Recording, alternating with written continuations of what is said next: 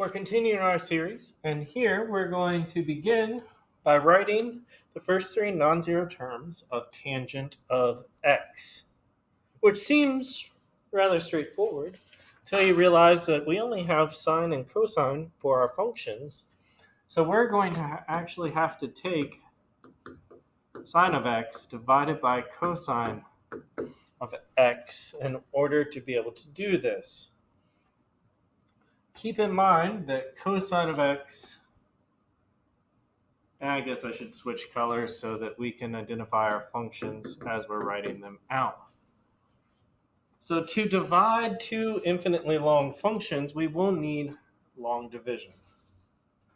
So cosine is 1 minus x squared over 2 factorial plus x to the fourth over 4 factorial minus x to the sixth over 6 factorial plus yada yada yada.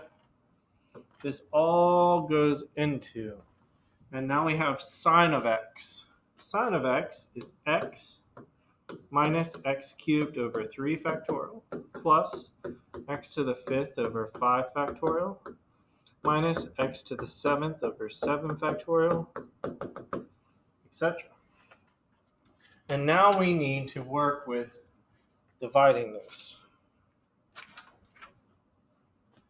To cancel out our first term, we're going to need an x.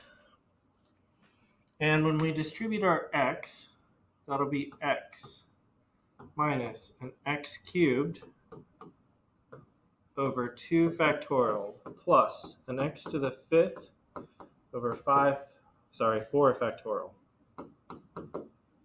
minus an x to the seventh over 6 factorial, and we should subtract.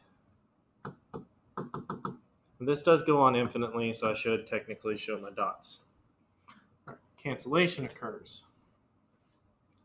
Now that's really x cubed over 6 minus x cubed over 2. So we get a third of x cubed minus a 30th x to the fifth plus.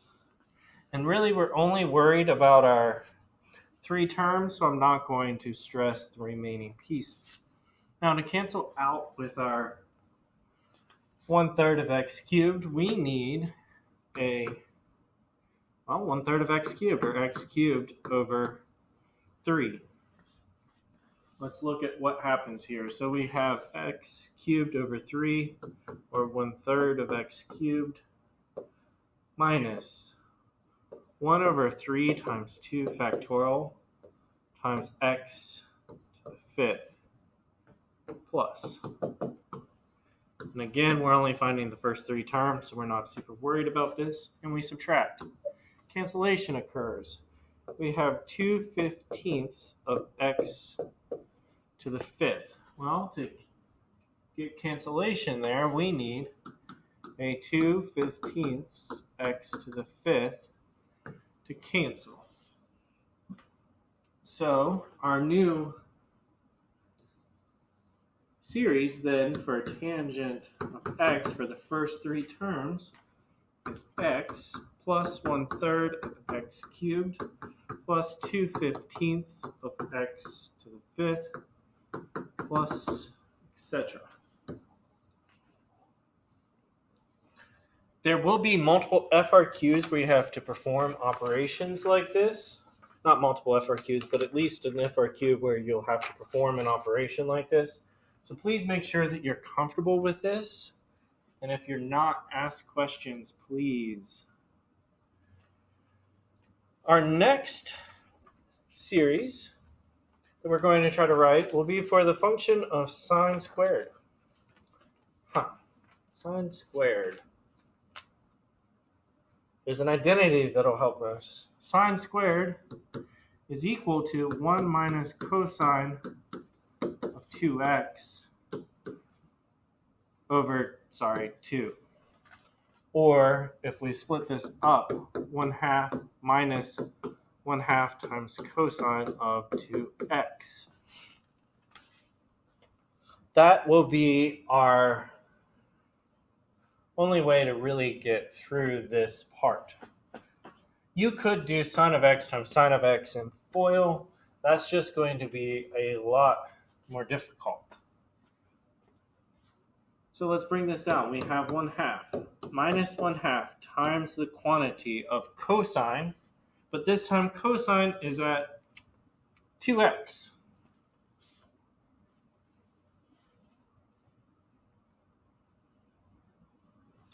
So we're going to sub in a 2x for cosine. So that is 1 minus 2x squared over 2 factorial plus 2x to the 4th over 4 factorial minus 2x to the 6th over 6 factorial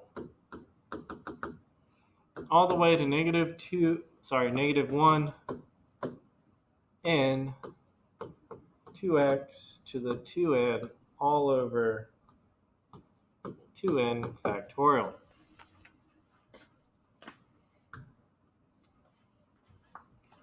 Now we need to distribute and simplify. So that'll be 4x squared. Actually, I'm going to go 2 squared x squared. 2 to the 4th x to the 4th. 2 to the 6th x to the 6th. And now we're going to distribute a 1/2, so that'll reduce the powers by 1 that our 2 is distributed by, and it will change our alternating piece a bit. So 2 squared divided by 2, that's now 2 to the 1st. And I'm only writing it out that way so we can eventually simplify this more. So that's 2 cubed x to the 4th, 4 factorial, plus 2 to the 5th x to the 6th, 6 factorial, minus. Now we have negative 1 to the n. And I'm going to leave that for a moment and then we'll discuss it. And now we have 2. How do I want to write that? 2 to the 2n minus 1 x to the 2n all over 2n factorial. Now we don't need to really write the general term. It doesn't say to, but it is good to be able to do this. So now we have 2x quantity squared over 2 factorial minus 2 cubed x to the 4th over 4 factorial plus 2 to the 5th x to the 6th over 6 factorial minus negative 1 to the n 2 to the 2n minus 1 x to the 2n all over 2n factorial.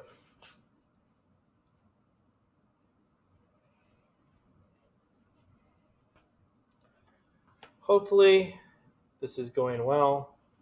This is really the part we're absolutely concerned about. The remaining bits aren't as important all the time to be able to find. Typically the AP board will ask for the first terms. Occasionally they will ask for the general term, but we will practice with that. One last example. So we need an integral of e to the negative x squared that is less than 0.01. So to begin, we need e to the x. And that's 1 plus x squared over 2 factorial, technically x cubed over 3 factorial, x to the 4th over 4 factorial. But now we need e to the negative x squared. That changes up things. So we have 1 minus x squared plus. Now we have an x to the 4th, right? Because we're taking that in quantity squaring it over 2 factorial minus, because we're at an odd power now, x to the 6th over 3 factorial. I'm saying we're at an odd power because we're taking -1 and cubing it, plus. Now we have x to the 8th over 4 factorial, technically minus, etc. So now we need to consider integrating this from 0 to 1 .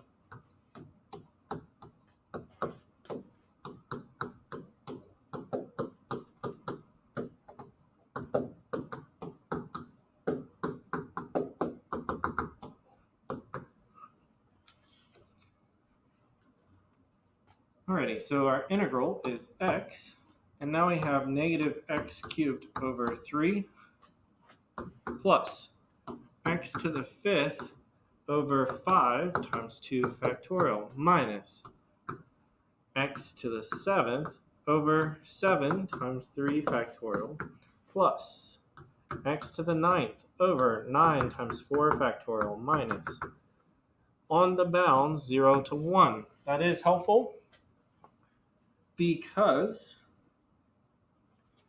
we have decently easy terms to work with here with 1 and a 0 because the 0 term cancels out. So we're really only talking about 1 minus a third plus. We should actually go ahead and simplify our denominator. So 5 times 2 factorial is 10 minus. Now we have 1 over, and 7 times 6 is 42 plus. Now we have 1 over 9 times 4 factorial, or 216 minus. Alrighty, well, we need to be less than 1/100th. Well, that is our remainder. If we want to be less than 1/100th, because that is your first term that's less than 1/100th.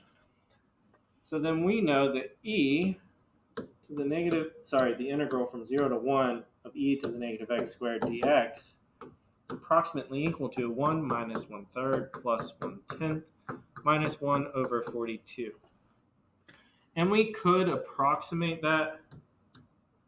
So that's 0.74. Notice that I used an alternating error bound because I negated the last unused term. So that is our alternating remainder because we had an alternating function and it didn't specify. Hopefully that makes sense. If you have questions, please reach out to me. I'm happy to help. Here is your homework assignment. After this, we'll begin working some FRQs. Thank you for taking time out of your day to watch this series. Let me know if you have questions.